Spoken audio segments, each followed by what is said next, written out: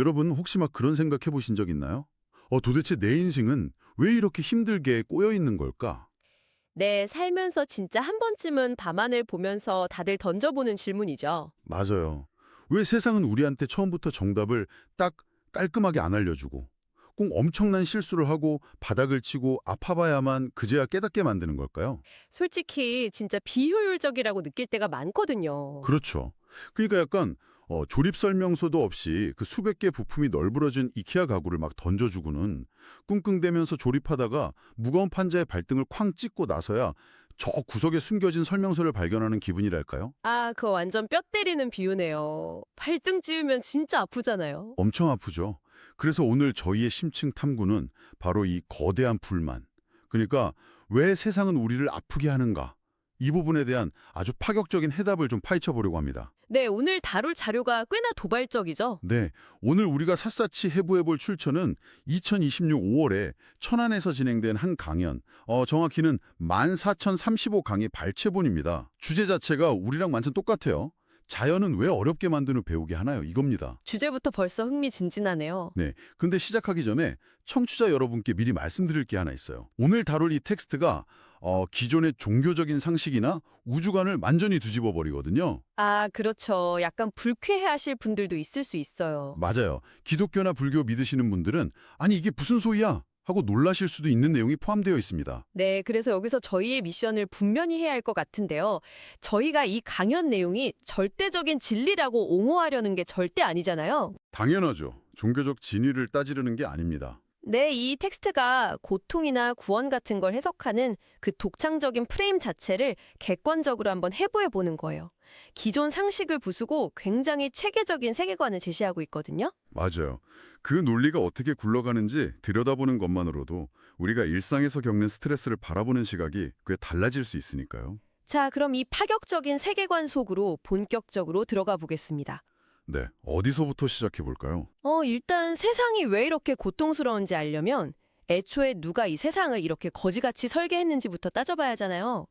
우리는 흔히 창조주, 그러니까 전지전능한 하느님이 세상을 만들었다고 생각하죠. 보통은 다 그렇게 생각하죠. 근데 이 자료의 첫 번째 반전이 바로 창조의 주체를 완전히 뒤엎는 데서 시작합니다. 이 3차원의 물질 세상을 빚은 게 신이 아니라고 합니다. 이 강연의 세계관에 따르면 그렇습니다. 텍스트에서는 이 3차원을 빚은 건 하느님이 아니라 바로 우리 자신이라고 아주 단언을 해요. 네, 우리가요? 네. 하느님이라는 존재는 그저 이 거대한 대우주를 에너지로 가득 채워서 그냥 어떤 원리에 따라 자동 시스템으로 돌아가게끔 환경만 만들어놨다는 거죠. 잠깐만요. 한황남 만들어놨다고요? 네. 그리고 지구를 포함해서 이 물리적인 우주를 만든 진짜 창조주는 다름 아닌 인간, 그러니까 우리들이라는 겁니다. 가만 들어보니까 진짜 좀 황당한데요. 우리가 세상을 만들었다고요? 아니, 청취자 여러분이나 저나 지금 매달 통장 잔고 걱정하면서 사는 평범한 사람들인데 우리가 대체 누구길래 우주를 창조했다는 거죠? 그 텍스트에 따르면 우리의 진짜 정체는 원래 우주 대자연을 운용하던 아주 맑은 천신들이었다고 해요. 천신이요? 하늘의 신이요? 네, heavenly gods, 육신이 있는 게 아니라 맑고 거대한 에너지를 가진 신적인 존재들이었죠. 그런데 우리가 우주 에너지를 막 운용하다가 어떤 이유에서인지 우리 자신의 에너지가 약 30% 정도 탁해지는 일이 발생했다고 합니다. 아니, 전지전능해야 할 신들이 에너지가 탁해지는 걸 모를 수가 있어요? 무슨 우주 시스템에 버그라도 났다는 건가요? 그리고 하필 왜 30%입니까? 아, 화자는 이걸 3대 7의 법칙이라는 우주 운용 원리로 설명을 하는데요. 약간 이해하기 쉽게 물리적인 비유를 하나 들어볼게요. 네, 비유 좋죠. 눈에 안 보이는 수증기가 기온이 떨어지면 응결돼서 물방울이 되잖아요. 그렇죠. 그리고 더 차가워지면 무거운 얼음 덩어리가 되고요. 그렇죠. 뚝 떨어지죠. 맞아요. 에너지가 탁해진다는 게 영적인 관점에서는 그렇게 밀도가 무거워진다는 뜻입니다. 원래 맑았던 천신들이 한 30% 정도 탁해지니까 그 무거워진 질량 때문에 더 이상 맑은 우주 차원에 머물지를 못하게 된 거예요. 그래서 어떻게 됐나요? 70%의 맑은 에너지는 본래 자리에 두고 그 30%의 탁한 에너지가 막 뭉치고 폭발하면서 만들어진 게 바로 이 질량을 가진 3차원 지상우주라는 논리입니다. 오, 수증기가 무거운 얼음이 됐다는 비유를 들으니까 확 이해가 되네요. 그러니까 우리는 그 불순물이 30% 섞여서 밑으로 뚝 떨어져 내린 무거운 얼음 덩어리 같은 거군요. 네, 그래서 텍스트에서 우리를 귀신 혹은 탁한 신이라고 부르는 겁니다. 신이었는데 탁해져서 지상으로 쫓겨났으니까요. 이거 약간 예전에 제가 회사 다닐 때가 생각나는데요. 그러니까 우리가 엄청나게 잘 나가는 우주 대기업의 최고위급 임원들이었는데 프로젝트를 마음대로 하다가 회사 자본을 30% 날려먹는 대형 사고를 친 거죠. 아주 재밌는 비유네요. 그래서 본사에서 쫓겨나서 이 변두리 낙도에 신규 법인 세우고 좌천당한 꼴 아닙니까? 결국 우리가 피해자가 아니라 지구라는 이 척박한 환경을 초래한 장본인이라는 거잖아요. 맞습니다. 그 비유를 조금 더 발전시키면 본사에서 단순히 징계로 쫓아낸 게 아니라는 게 중요해요. 이 지구라는 환경 자체가 우리가 저지른 그 30%의 실수가 뭉쳐져서 만들어진 물리적 결과물이라는 거죠. 아, 우리가 만든 결과물이다. 네, 이게 흥미로운 이유가 있어요. 보통 종교에서는 인간을 그냥 거대한 우주나 신의 뜻에 던져진 나약한 존재로 보잖아요. 그렇죠. 신이 싫어 왜 저에게 이런 시련을 주시나이까 하면서 우는 게 일반적이죠. 네. 근데 이 자료는 그 피해자 서사를 완전히 박살냅니다. 고통은 신이 우리를 괴롭히려고 만든 게 아니라 우리 스스로의 탁한 에너지가 뭉쳐져 만들어진 자동적인 결과물이라는 거예요. 주체적인 책임을 엄청나게 묻는 거죠. 인간을 우주의 설계자이자 가해자로 부른 거군요. 좋아요. 우리가 탁해져서 이 무거운 세상을 만들었다고 쳐볼게요. 그럼 여기서 다시 제일 근본적인 의문이 듭니다. 어떤 의문이죠? 만약 우리가 다시 맑아지려고 지상에 떨어졌다면 도대체 왜 스스로한테 이런 극심한 고통을 주게 세팅했냐는 거죠. 그냥 처음부터 너희가 탁해졌으니까 이렇게 행동해서 본사로 복귀해라 하고 정답을 주면 되잖아요. 텍스트 논리에 따르면 우주의 법칙 자체가 잘못 행동하면 아프고 힘들게끔 자동으로 빚어져 있기 때문이라고 합니다. 고통 없이는 근본적인 자각을 안 하니까요. 아이 그래도 너무 아프잖아요. 만약 지상 유배지에서의 삶이 고통이 하나도 없고 매일매일 완벽하고 편안하다고 생각해 보세요. 어떻게 될까요? 뭐 엄청 행복하겠죠. 굳이 우주 본사로 돌아가고 싶지도 않을 것 같은데요. 매일이 리조트 휴가 같을 테니까 그냥 영원히 여기서 살고 싶어질걸요? 바로 그겁니다. 편안함 속에서는 결코 내가 왜 탁해졌는가, 왜 쫓겨왔는가에 대한 성찰이 안 일어난다는 거예요. 우주가 원하는 건 단순한 생존이나 안락함이 아니거든요. 아, 원래 상태로 돌아가기 위한 자각을 원하는 거다. 네, 맞습니다. 그래도 저는 이거 진짜 너무 가학적이라고 생각해요. 아까 이케아 비유로 돌아가자면 불의 손을 진짜 끔찍하게 대어봐야만 불이 뜨겁다는 걸 배우게 하는 거잖아요. 그냥 머릿속에 불은 뜨거우니까 만지지 마. 이렇게 데이터를 딱 다운로드 해주면 안 됩니까? 지식을 주입하는 거랑 영혼이 스스로 깨우치는 건 차원이 다르다는 게 화자의 주장입니다. 여기서 근기라는 개념이 나오는데요. 근기요. 그게 뭐죠? 사람마다 영적인 수용 능력이나 기질이 다르다는 뜻이에요. 어떤 사람은 살면서 작은 좌절만 겪어도 내가 뭔가 잘못 살고 있나 하고 스스로를 돌아보잖아요. 아, 눈치가 빠른 사람들이네요. 네. 반면에 어떤 사람은 완전히 다닥에 자빠지고 가진 것 다 잃고 진짜 뼈저리게 아파봐야만 비로소 내가 뭘 잘못했을까 하고 질문을 시작한다는 겁니다. 헐, 그렇군요. 고통은 그 자각을 강제로 이끌어내기 위한 우주의 알람식의 볼륨 조절 같은 거예요. 귀 막고 안 들으려고 할수록 알람 소리를 더 찢어질 듯이 크게 키우는 거죠. 와, 맷집이 쓸수록 알람 소리도 커져야만 일어난다는 거네요. 알람 시계 치고는 피를 너무 많이 보는 것 같긴 한데 시스템 자체는 진짜 일관성이 있습니다. 좋아요. 그럼 우리가 설계자고 여기가 잃어버린 에너지를 되찾기 위한 훈련소라고 해보죠.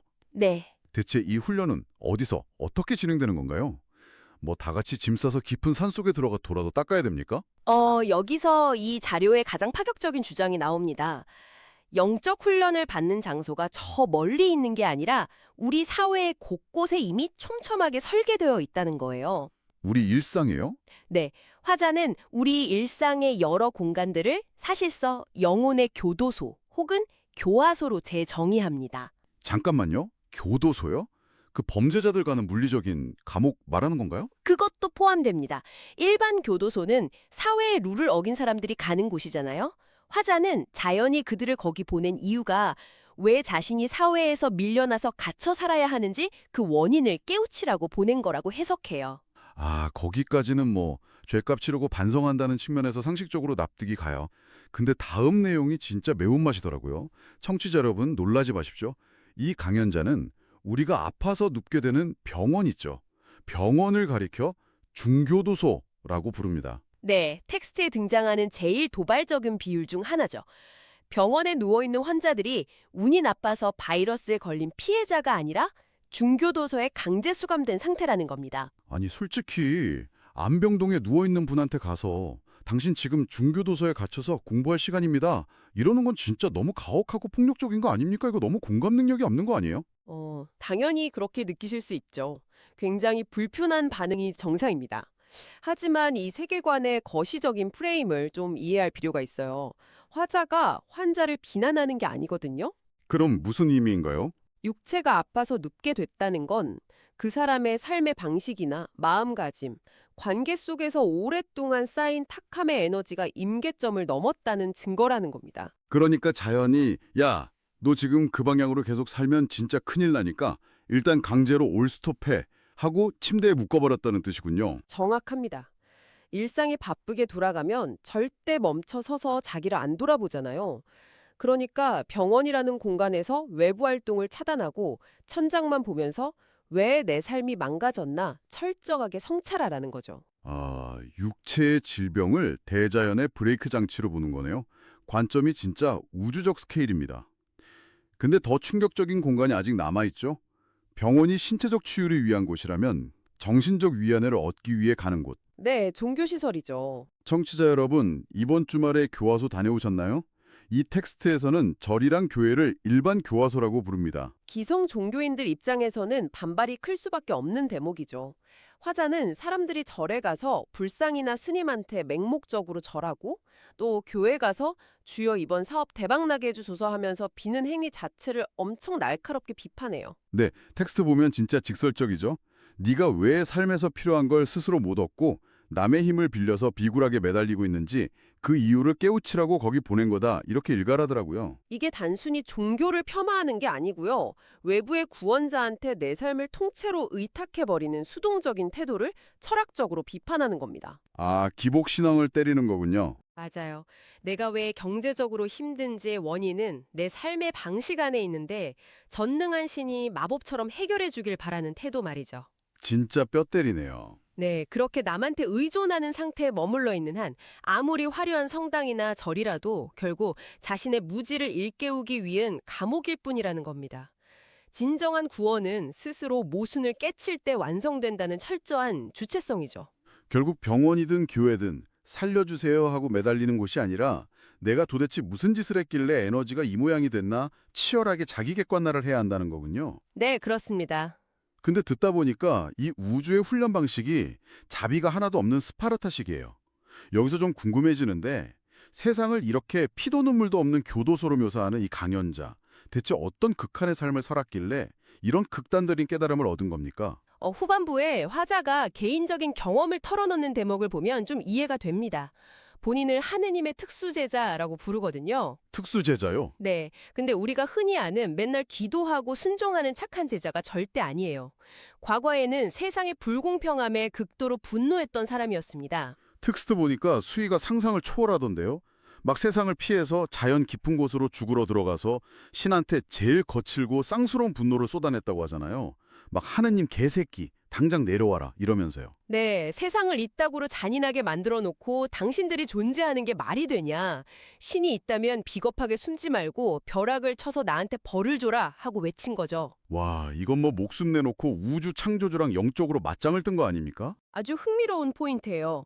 죽어가는 극한의 고통 속에서도 절대 살려달라고 무릎을 안 꿇었어요. 대신 지독하게 자연의 법칙에 대들고 파고들었죠. 왜 인간은 고통받아야 하는가? 이거를 목숨 걸고 집요하게 따졌습니다. 그냥 맹목적으로 복종한 게 아니네요. 네, 불합리한 이치에 치열하게 싸우면서 이른바 영적인 공부를 한 거예요. 그 지독한 저항 끝에 죽음의 문턱에서 지금의 깨달음을 얻었다고 합니다. 그래서 그 피 튀기는 영적 전투 끝에 얻은 결론이 도대체 뭡니까? 결론은 놀랍게도 그토록 증오했던 신의 사랑이었습니다. 네, 사랑이요? 우주 시스템이 우리를 고통 속으로 몰아넣는 게 미워서 벌 주는 게 아니라는 걸 깨달은 거죠. 원래 맑은 천신이었던 우리의 본성을 아니까 그 모습이 너무 사랑스러워서 탁함을 벗겨내고 끌어올려 주려고 이런 고통의 메커니즘을 작동시킨다는 겁니다. 와, 저는 여기서 진짜 거대한 아이러니를 느꼈어요. 아니, 방금 전까지 하느님 욕하면서 멱살 잡던 사람이 깨닫고 나서는 대중들 앞에서 여러분 오해하지 마세요. 우주가 우리 괴롭히는 건 다 사랑입니다. 이러면서 태세를 전환한 거잖아요. 하하, 그쵸. 어떻게 이렇게 극적으로 변할 수가 있죠? 그 아이러니가 바로 이 텍스트의 핵심 메시지예요. 우리는 보통 거대한 우주 운명 앞에 모든 게 신의 뜻이겠거니 하고 덮어놓고 믿는 걸 올바른 신앙이라고 배우잖아요. 네, 그게 미덕이라고 생각하죠. 근데 화자의 삶은 정반대죠. 이유도 모른 채 순응하는 것보다 차라리 신한테 쌍독을 던질지언정 왜 내 삶이 이렇게 고통스러운가 분노하면서 파고드는 주체적인 탐구가 진리에 훨씬 빨리 다가가는 길이라는 걸 시사하는 겁니다. 아, 생각 없는 수능보다 치열한 반항이 낫다. 네, 자연이 바라는 건 공포에 질린 복종이 아니에요. 왜 이렇게 돌아가는지에 대한 치열한 의심과 투쟁, 그리고 스스로 깨닫는 깊은 이해라는 거죠. 화자가 목숨 건 반항으로 그걸 증명한 거고요. 진짜 무릎을 탁 치게 되네요. 자, 그럼 이제 오늘 우리가 같이 파헤친 이 거대하고 파격적인 세계관을 갈무리해 볼 시간입니다. 오늘 분석한 프레임에 따르면요. 우리는 그냥 우연히 지구에 던져진 나약한 피조물이 아닙니다. 한때 우주를 호령하던 천신들이었고 스스로 탁해진 대가로 이 3차원을 창조한 진짜 설계자라는 거죠. 네, 책임을 우리 자신에게 돌리는 거죠. 그러니까 살면서 겪는 질병, 비굴한 매달림, 일상의 고통들은 재수없는 불운이 아니라 우리가 잃어버린 맑은 에너지를 되찾기 위해 스스로 세팅해 놓은 맞춤형 교화소 훈련이라는 겁니다. 네, 맞습니다. 결론을 내리자면 고통은 맹목적인 벌이 아니라 아주 정밀한 신호입니다. 내 에너지 어느 부분이 고장났나 강제로 돌아보게 만드는 우주의 거친 알람시계죠. 아, 우주의 알람시계. 네, 병상이든 교회든 아니면 내일 출근해야 하는 지옥 같은 직장이든 누군가를 탓하거나 구원만 바라는 걸 멈춰야 합니다. 나는 왜 여기 갇혀 있는가를 스스로 탐구할 때 교도소 문을 열고 나갈 수 있다는 게 오늘 텍스트의 핵심입니다. 자, 그럼 청취자 여러분. 오늘 이 심층 탐구를 마무리하면서 여러분께 직접 묻고 싶습니다. 당신이 지금 일상에서 겪고 있는 가장 큰 고통이나 밤잠 설치게 만드는 골칫거리는 뭔가요? 그게 지긋지긋한 질병이든 인간관계든 경제적 문제든 상관없습니다. 네, 어떤 문제든 적용해 볼 수 있죠. 만약, 아주 만약에 지금 당신 숨통을 조이는 그 고통이 불운의 돌멩이가 아니라면 어떨까요? 오히려 영혼의 맑음을 되찾기 위해 당신 스스로가 아주 정교하게 설계해 놓은 개인 맞춤형 교화소라면 말입니다. 단 하나의 진짜 질문은 과연 무엇일까요? 정말 뼈를 깎는 질문이 필요하겠네요. 네, 오늘따른 이 도발적인 관점이 여러분의 캄캄한 고민 속에 새로운 아하 모먼트를 만들어 주었기를 바랍니다. 세상이 불친절하다고 불평하기보다 시스템의 버그를 찾기 위해 가장 날카로운 질문을 던지는 하루가 되시길 바랍니다. 계속해서 치열하게 따져 물으십시오. 오늘의 심층 탐구는 여기서 마칩니다. 함께 해주셔서 감사합니다.